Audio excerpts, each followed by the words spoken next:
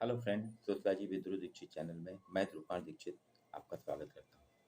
जी हाँ, आज तक ये माना जाता था कि पुरस्कार, इनाम, पारितोषिक से इंसान की पहचान होती है। लेकिन इस बार 2019 के पद्मश्री और पद्म भूषण पुरस्कारों ने ये मिथक को तोड़ दिया। अब ये माना जाता है कि पुरस्कार से इंसान नहीं जाना जाता, बल्कि इंसान से पुरस्कार पहचाना जाता है। जी हाँ, सही पहचाना आपने। हम तुलसी गौड़ा से पद्मश्री को जान रहे हैं, जो एनसाइक्लोपीडिया फॉरेस्ट है। तुलसी गौड़ा, उनसे हम पहचान रहे हैं कि पद्मश्री क्या है। इसी कड़ी में मैं से आपसे बात करूंगा। एक संतरा बेचने वाले फल विक्रेता, कभी हमने सोचा था कि हमारे घर के आसपास जो फेरी लगाते हैं, फल बेचते हैं, सब्जी बेचते हैं, उनको भी पद्मश्री मिल सकता है। जी हाँ, इस बार मिला है 2019 के मैंगलोर, कर्नाटक के मैंगलोर के पास एक गांव है नायापाड़ू। यहाँ 65 साल के एक समाज सेवी हैं, फल विक्रेता हैं, हरे काला हजब्बा। इनका नाम है हरे काला हजब्बा। जी हाँ, सही पहचाना आपने। तुलसी गौड़ा से पद्मश्री की पहचान हो रही है। और ऐसे ही कर्नाटक के पास, कर्नाटक का एक शहर है मैंगलोर, मैंगलोर में एक गांव है नायपाड़ू। वहाँ हरे हजब्बा से, जो कि फल विक्रेता है, संतरा बेचते हैं, उनसे पद्मश्री की पहचान हो रही है। कल तक ये कहा जाता था, और वैसे भी आधुनिकता के दौर में ये प्रचलन में आ गया था, कि आदमी की पहचान उसके रुतबे से होती है, उसके पास की धन संपत्ति पैसे से होती है, और उसकी शोहरत से होती है। इसलिए आपने देखा होगा आज की हमारी पीढ़ी जो है, युवा पीढ़ी, रुतबे को पसंद करती है, रुतबा दिखाती है, पैसा प्रदर्शन करती है, शोहरत के आगे पीछे घूमती है। लेकिन जी नहीं, अगर आप इंसानों के दिलों में राज करना चाहते हैं, किसी के दिल में बसना चाहते हैं, तो आपका रुतबा, आपका पैसा, आपकी शोहरत बेमानी है।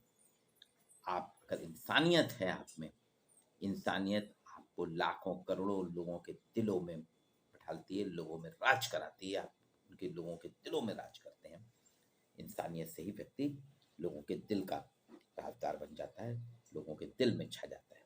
ठीक यही स्थिति है मैंगलोर गांव के, मैंगलोर के पास के गांव नायपाड़ू के 68 वर्षीय हरे काला अजब्बा की। हरे काला अजब्बा की कहानी बहुत ही स्पेशल कहानी है, बहुत विशिष्ट कहानी है। ये भी तुलसी गौड़ा की तरह है। बचपन से ही ये फल बेचते थे, बहुत गरीब परिवार के हैं। आज इनकी जो कमाई है, 150 रुपये रोज की कमाई थी।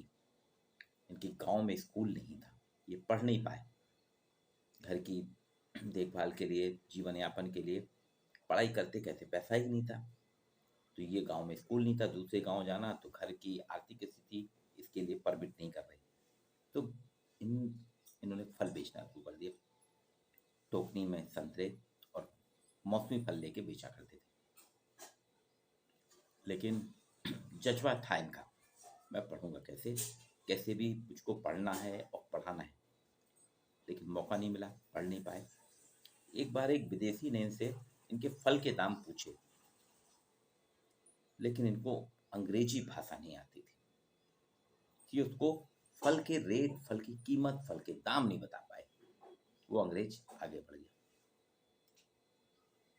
वो दिन था, हरे काला जब्बा के मन में पिंच कर गया, उनके बात बैठ गई।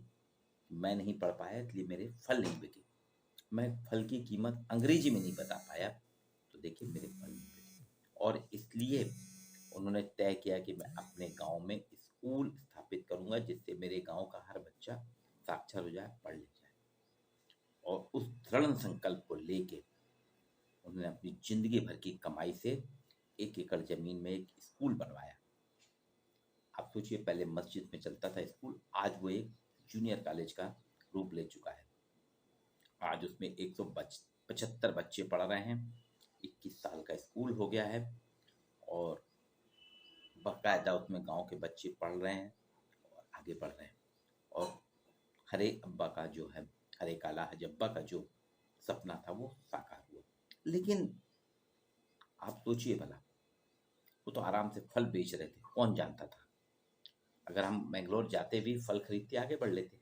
हमें नहीं मालूम था ये कौन है, क्या करते हैं, लेकिन उनके सामाजिक कार्य को देश के प्रधानमंत्री आदरणीय नरेंद्र मोदी जी ने पहचाना, उनकी टीम ने पहचाना और इस बार इस फल विक्रेता को पद्मश्री के लिए चुना।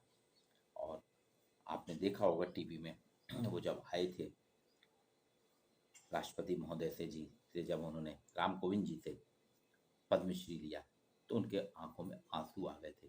अब वो अपने गांव, कर्नाटक सभी जगह छा गए और आज पूरा मीडिया उनके आगे पीछे घूम रहा है। ये होती है इंसानियत।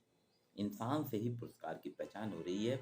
ये इस बार पद्मश्री और पद्म भूषण पुरस्कारों ने सिद्ध कर दिया। कल मैंने आपके साथ चर्चा की थी एनसाइक्लोपीडिया फॉरेस्ट तुलसी गौड़ा की।